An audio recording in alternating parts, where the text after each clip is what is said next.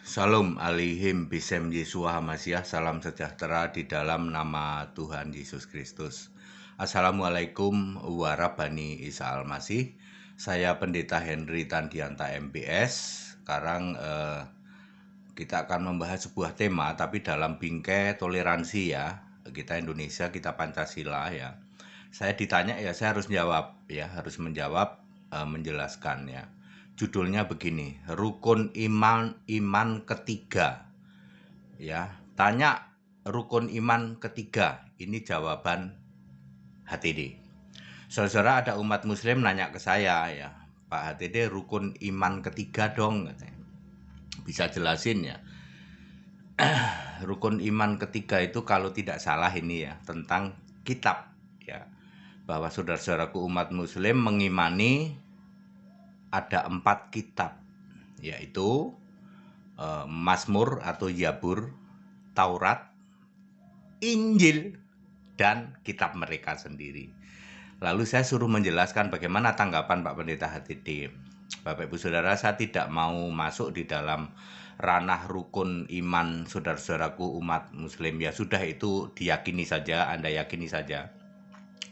Saya mau jelaskan bahwa salah satu komponen dari rukun iman itu, atau di dalam kekristenan sering disebut pengakuan iman ya, itu di gereja-gereja Nasrani itu ada itu ya, percaya pada Injil. Injil itu dikira kitab ya. Saya ingin menjelaskan, Injil bukan kitab. Nah, terus gimana Pak? Kalau Injil itu bukan kitab, terus rukun iman bagaimana? Ya, saya tidak masuk di dalam wilayah itu. Silahkan saudara-saudaraku umat muslim mengimani ya toh. Ya, silahkan mau mengimani Injil itu kitab, itu silahkan. Tapi saya mau menjelaskan, Injil itu bukan kitab. Ya, itu yang ingin saya jelaskan dengan ayat Alkitab. Jadi beriman pada kitab Injil gimana Pak? Itu wilayah Anda. Ya, silahkan ya toh. Kami tidak masuk ke wilayah itu ya. Ya, kita toleransi, itu maksud saya seperti itu. Kan saya harus jawab.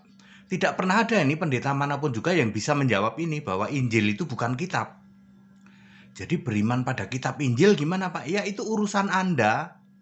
Gitu loh. Silahkan, itu urusan Anda. Ya. Gagal memahami ya. Gagal di dalam memahami, dikira Injil itu kitab, itu salah besar. Ya. Injil bukan kitab ya. Ya, Injil itu bukan kitab ya. Sekarang kita lihat dalam bahasa Inggris. Kitab itu bahasa Inggrisnya book, ya kitab ya. Kalau jamak, jumlah kitabnya banyak, maka disebut books pakai S. Ya, book pakai S, books. Wahyu 20 ayat 12. Contoh, kitab kehidupan dalam bahasa Inggris disebut the book of life. Ya. Kitab Matius bahasa Inggrisnya Matthew. Kitab Yohanes bahasa Inggrisnya John, the book of John. Kitab Yakobus bahasa Inggrisnya the book of James ya. Kalau James Bond itu artinya Yakobus Bond. Wah, baru ngerti Pak. Jadi Yakobus itu bahasa Inggrisnya James ya, James ya. Baru tahu ya. Kitab Mazmur atau Zabur bahasa Inggrisnya the book of Psalm, Psalms ya. Kitab Taurat bahasa Inggrisnya the law, the book of law, the law ya. Itu kitab. Nah, kalau kitab suci bahasa Inggrisnya scripture, Lukas 24 ayat 45. Yesus membuka pikiran mereka mengerti kitab suci ya. Open their mind, understanding about the scripture ya. Lalu yang ketiga, kalau Alkitab itu bahasa Inggrisnya Holy Bible. Yesus membaca Alkitab di dalam Lukas 4 ayat 16.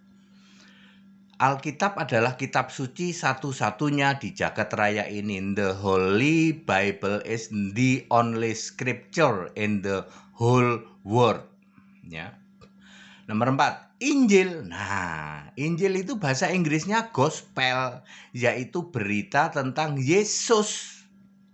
Bagaimana mungkin Injil yang gospel kok dikira book, kitab? Bukan ya. Kebangetan ya. Ya, enggak kebangetan ya.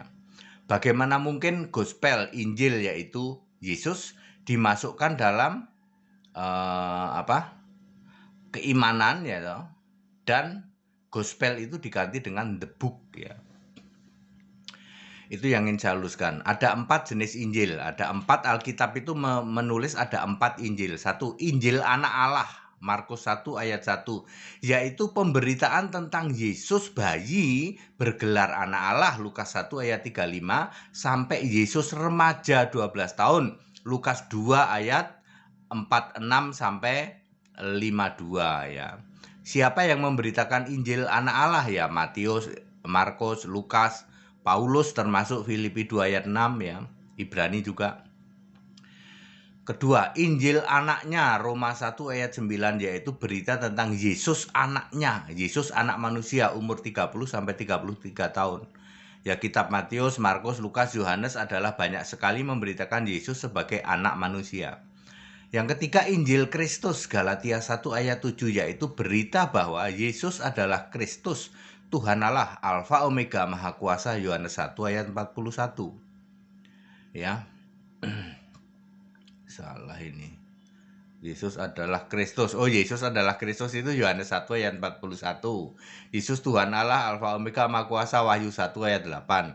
Sebutan lain dari Injil Kristus adalah antara lain Injil kebenaran, Injil keselamatan, Injil kerajaan Allah, Injil kerajaan surga.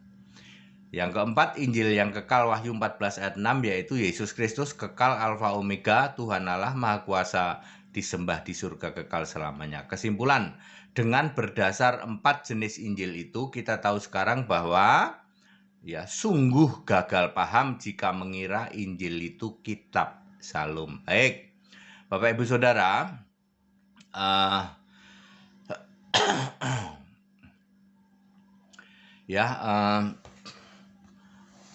Injil adalah berita tentang Yesus yang paling Anda tidak bisa bantah. Ya, mu'alaf manapun nggak bisa bantah, ya, pendeta manapun nggak bisa bantah adalah Injil diberitakan kepada Abraham. Galatia 3 ayat 8. Hayo, siapa bisa jawab? Injil diberitakan kepada Abraham.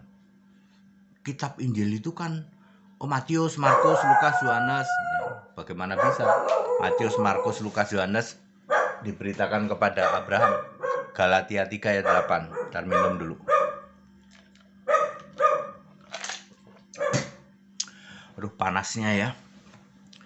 Mau peralihan ke kemarau panas sekali ya. Ya. Kalau di AC terus ya, saya flu kalau pakai ruangan ber-AC terus. Ini saya keluar yang tidak ada AC nih. Ya biarin keringetan sedikit gini ya. Tadi udah berjam-jam saya di dalam AC, panas ya. Ya di kota yang dulu terkenal dingin ya loh. Sekarang panas ya. Sampai mana tadi ya? Injil diberitakan kepada Abraham. Siapa bisa jawab? Galatia 3 ayat 8. Kalau pemahamanmu adalah Injil itu kitab, maka langsung apa? Ya, bahasa mudah dimengerti, langsung nyungsep kalau Anda memahami Injil itu kitab. Nah, terus gimana, Pak? Kami mengimani bahwa Injil itu kitab, ya itu urusan Bapak-bapak Ibu semua ya. Kami tidak masuk ke wilayah itu. Kalau Anda mau meyakini Injil itu kitab, jawab dulu. Bagaimana Injil diberitakan kepada Abraham? Kitab apa yang diberitakan ke Abraham? Ayo. Ya belum ada. Jadi Injil itu artinya berita tentang Kristus. Lalu apa yang terjadi? Injil diberitakan ke Abraham itu Melkisedek. Kan Melkisedek itu Yesus banget, ya no? Di dalam berapa Ibrani pasal 7 kalau tidak salah. Melkisedek itu berapa ya? Itu satu perikop tentang Melkisedek itu ya. Ya, tidak berbapa yaitu harinya tidak berkesudahan dan dia diciptakan sama dengan Kristus. Itu kan Melkisedek. Jadi Melkisedek itu Injil yang diberitakan kepada Abraham. Yesus diberitakan kepada Abraham. Itu maksudnya Galatia 3 ayat 8 itu maksudnya Melkisedek. Lah kalau Injil itu kitab.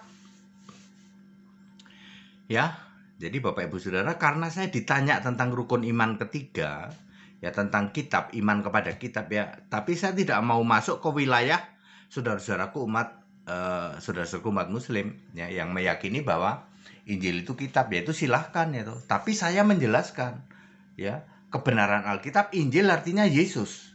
Lah kalau rukun kami iman kepada Injil artinya iman kepada Yesus. Ya mestinya begitu.